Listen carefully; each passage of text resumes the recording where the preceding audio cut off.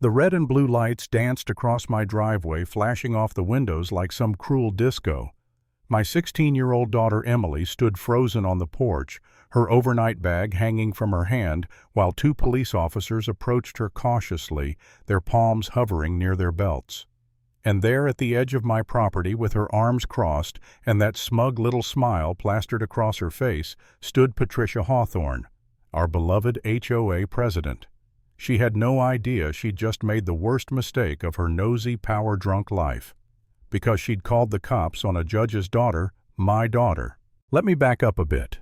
My name's David Garrison, and for the past 12 years, I've served as a circuit court judge here in Jefferson County. I moved into Maple Ridge Estates a few years back, right after my divorce. It was supposed to be a fresh start, a quiet neighborhood where my daughter could visit on weekends, ride her bike, maybe feel like things were still normal. And it was fine for a while, until Patricia took over the HOA. If there's one thing you should know about Patricia Hawthorne, it's that she wasn't content being the president of a homeowners association. She acted like she was the sheriff, the mayor, and the god of suburbia, all rolled into one. She memorized every bylaw, printed them out in binders, color-coded them, and enforced each one like it was a criminal statute. Trash cans left out after 6 p.m., $50 fine, grass an inch too tall. Another citation. She once fined a family $200 for leaving their Christmas lights up 3 days too long. And she didn't just enforce rules, she lived to humiliate anyone who broke them. But her favorite obsession was controlling who came in and out of the neighborhood. She'd park her car by the gate, snap photos of delivery drivers, follow unfamiliar vehicles, even question babysitters like she was running a checkpoint. Most of us ignored her, chalked it up to boredom and too much Chardonnay, until she set her sights on Emily. That Friday started like any other. Emily's mom dropped her off at the front gate like always, and she walked the 2 blocks to my house. I was upstairs in my home office reviewing case files when I heard a crackle of radios outside. At first I thought it was a traffic stop nearby, until I caught the sound of Patricia's voice. That sharp nasal tone could cut glass. When I opened the door, what I saw made my stomach twist. Emily stood there crying, her voice trembling as she tried to explain to 2 uniformed officers that she lived here, that I was her dad. Patricia was waving her arms like she'd caught a fugitive. She was sneaking around the back, she shrieked. I know everyone in this community, and I've never seen her before. She was clearly casing the place. The taller officer, a woman named Chen, tried to calm things down. Ma'am, she says she lives here. She even has a key. Patricia scoffed. Of course she has a key. She probably stole it or had one made. I've seen this on the news. Kids pretend to belong somewhere, then rob the place blind. I'm telling you, I prevented a burglary. That's when I stepped out. Is there a problem here, officers? Patricia's face lit up like she'd been waiting for her audience. Oh, Judge Garrison, thank goodness you're home. I just caught this girl trying to break into your house. Don't worry, I called 911 right away. I walked down the steps, slowly pulled out my wallet, handed them my ID. That won't be necessary, officers. This is my daughter Emily. The moment Officer Chen read my judicial ID, her whole demeanor changed. Her partner, a younger guy named Mitchell, stepped back a bit. They both recognized me. Our apologies, Judge Chen said softly. We received a call about a possible break-in. I turned to Patricia. A break-in? You mean my daughter walking up to her own front door? Patricia blinked, her confidence cracking. I didn't know. She was acting suspicious. Walking around the back. You mean the path from the street to the front porch, the one she uses every weekend? Emily sniffled. I tried to tell her who I was, Dad, but she just yelled at me to get off the property. Then she called the cops. Officer Mitchell was writing notes. Ms. Hawthorne, did this young lady identify herself before you called 911? Patricia's mouth opened and closed. Well, she might have said something, but how was I supposed to know she was telling the truth? Officer Chen sighed. Ma'am, filing a false police report is a serious matter. Patricia's face turned red. I wasn't false, I genuinely believed. I cut her off. You genuinely believed that harassing a teenager was the same as keeping the neighborhood safe?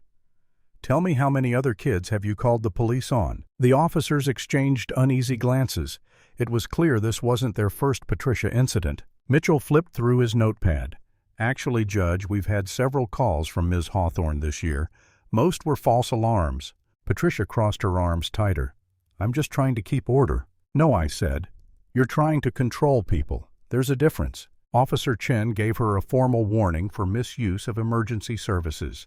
Patricia gasped. You can't do that. I'm the HOA president. I smiled faintly. Then you should know your bylaws don't give you the authority to play police officer. That night after they left, I sat in my living room still shaking with anger. Emily was upstairs crying. I should have felt vindicated justice served on my doorstep, but I didn't. I felt humiliated. She'd terrified my daughter in her own neighborhood, and I'd let people like her run wild for too long. Over the next few days, Patricia doubled down. Suddenly, HOA bulletins started popping up. All guests must be registered 24 hours in advance. Minors unaccompanied by residents may be subject to questioning.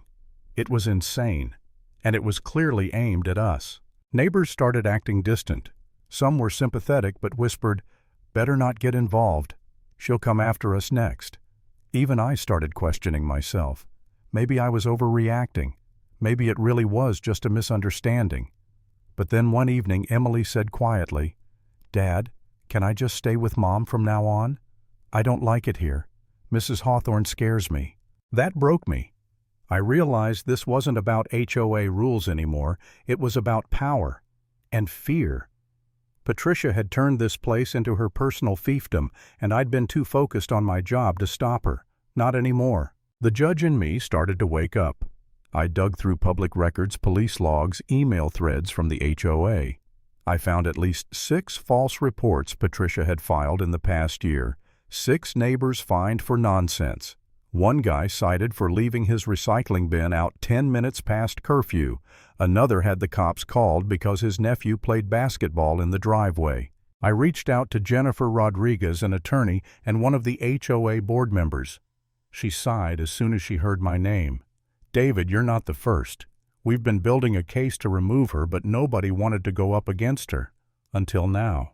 That's when I knew what I had to do. I drafted 2 formal complaints, one to the HOA board and one to the police department citing misuse of emergency services. Then I wrote a letter, an open letter to the community. I didn't sign it as Judge Garrison. I signed it as a father. I detailed what happened to Emily, how Patricia had crossed every line of decency. Within a week, copies of that letter were everywhere. Some residents were furious, others relieved. For the first time, people started speaking up. Stories poured out. A widower fined for his grandson's bicycle. A family reported for a barbecue. A woman harassed for her flower bed color. Patricia's iron grip was slipping, and she knew it. One morning she showed up outside my house trembling with rage. "You're destroying my reputation," she yelled. I stepped out onto the porch, coffee in hand. "No, Patricia. You did that yourself." Her face twisted. "You think you can ruin me? I run this community." I smiled coldly. Not for long. 2 weeks later, the HOA board called for an emergency meeting at the community clubhouse. It was standing room only, dozens of residents packed inside, whispering, waiting. Patricia sat at the front, her usual confidence replaced by visible nerves. I sat near the aisle silent, just observing. The board chair, Jennifer, called the meeting to order. One by one, neighbors stood up to speak. Mr. Patterson, a retired widower, told how he'd been fined because his grandson's bike sat in his driveway for 10 minutes. The Sharps described Patricia calling the cops on their family reunion, claiming it was an unauthorized gathering. Even Mrs. Foster, the quietest woman in the neighborhood, trembled as she recounted being forced to replant her flowers because Patricia didn't like the color. Each story chipped away at the last of Patricia's dignity. Her posture sank. Her eyes darted nervously. The Queen of Maple Ridge reduced to a cornered liar. Then came the vote. Jennifer raised her hand. All in favor of removing Patricia Hawthorne from her position as HOA president. Every hand went up. Every single one. Even her former allies couldn't defend her. Patricia's lips quivered. Her shoulders slumped. She looked around for sympathy and found none. You'd think that was the end, but the law wasn't finished with her yet. The county prosecutor reviewed the complaints, the false police reports, the wasted emergency resources, and decided to press charges. Misuse of emergency services. The irony was delicious. The woman who loved calling the police was now being summoned by them. The morning of her arraignment, I saw her at the courthouse. She looked nothing like the Patricia I knew, her hair unkempt, her expensive blazer, wrinkled eyes dull. Her attorney, a nervous young man, whispered as they waited for the judge. 50 hours of community service, $5,000 fine, barred from any HOA leadership position for 5 years. Patricia didn't argue. She didn't even lift her head. When the judge read her sentence, her voice barely rose above a whisper. No contest. I watched her shoulders sag as she signed the paperwork, and for a brief moment I almost pitied her. Almost. But then I remembered Emily standing on that porch terrified, and any trace of sympathy disappeared. As I walked past her, our eyes met. I didn't say a word. I didn't need to. The law had spoken. Sometimes justice doesn't roar. Sometimes it arrives quietly like the echo of sirens fading into the night. And maybe that's the real lesson here. Power means nothing when you forget the people it's supposed to protect.